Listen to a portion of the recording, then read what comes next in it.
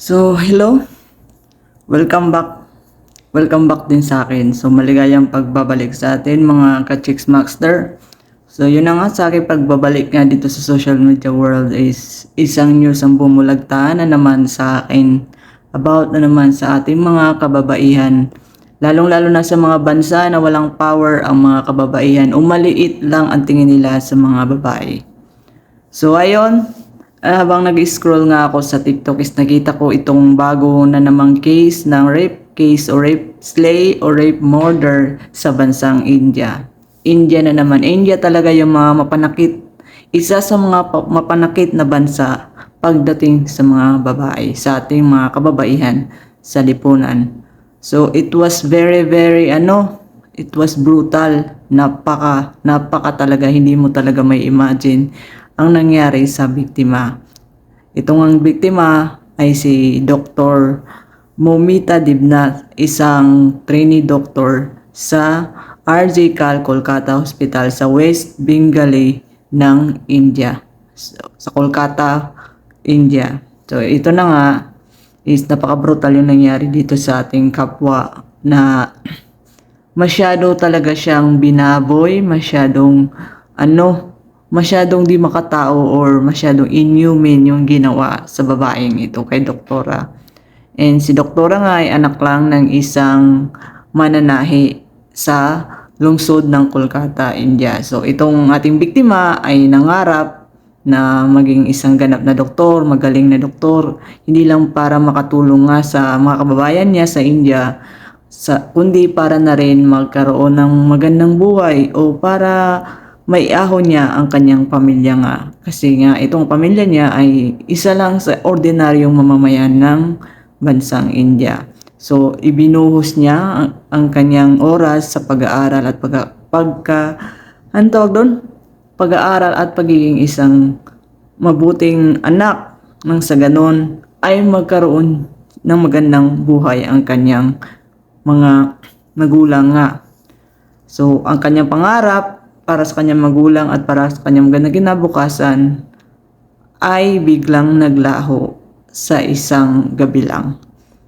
So, laman nga ngayon ng balita sa buong India o maging sa buong mundo ang nangyari nga kay Dr. Dibnath. Si Dr. Dibnath ay walang awang binaboy, ni rape at tinorture nga habang nagpapahinga sa seminar hall ng Kolkata Hospital. So, sa unang investigasyon ay si Dr. Dibnath nga ay sinabi nga na isa daw sa mga kaibigan niya ay nag-traitor nga daw sa kanya. Isa sa mga colleague niya ay nagkaroon sila ng mainit na argumento. So ating bubusisiin nga itong nangyari nga kay Dr. Momita Dibnath, isang trainee doctor sa Kolkata Hospital, India.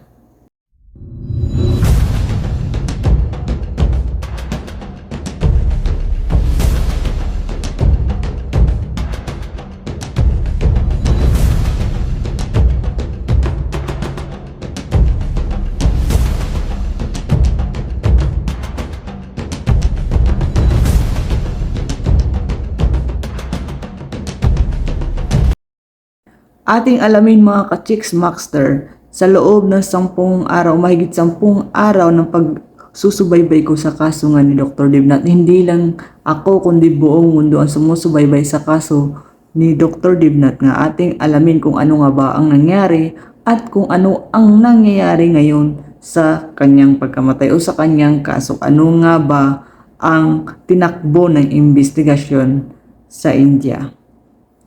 Sa gabi bago mapaslang nga si Dr. Momita Dibnath sa Kolkata Hospital ay nagkaroon siya ng 36-hour night shift. So ito raw ay bilang ayaw nga niya magbigay ng bayad para nga sa kanyang thesis. So ang ginawa nga ng principal o ang ginawa nga ng administrasyon ng medical college ay pinag-shift siya ng 36-hour shift. So after ng kanyang 36-hour shift ay nag-dinner siya ng 2 a.m.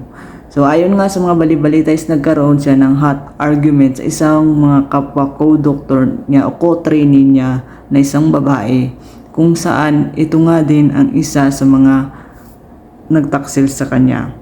So habang nagkaroon sila ng mainit na argumento at yun na nga, sa 36-hour shift na pagkatapos ng kanyang break time para umidlip saglit ay nakipag-ayos nga itong kanyang colleague, nakipag-usap sa kanya at sinabing magpahinga muna sa seminar hall.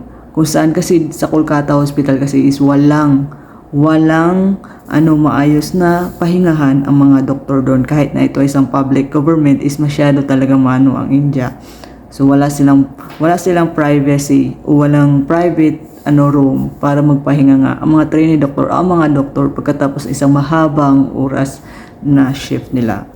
So sinabi nga ng kaibigan niya o colleague niya o doktor niya o trainee niya na magpahinga siya sa seminar hall. Yun pala ay may masama nang mangyayari kay Dr. Momita. So, nang mapunta na nga siya sa seminar hall, habang nagpapahinga siya, itong ang kanyang colleague ay tinawag ang kanyang boyfriend. At maya-maya lang pagkatapos ng ilang minuto ay pumasok nga sila sa seminar hall kasama ang iba pa nitong mga kaibigan ng kanyang boyfriend. At hindi ko alam kung mga insider ba sila o kapwa nagtatrabaho sa ospital na yon.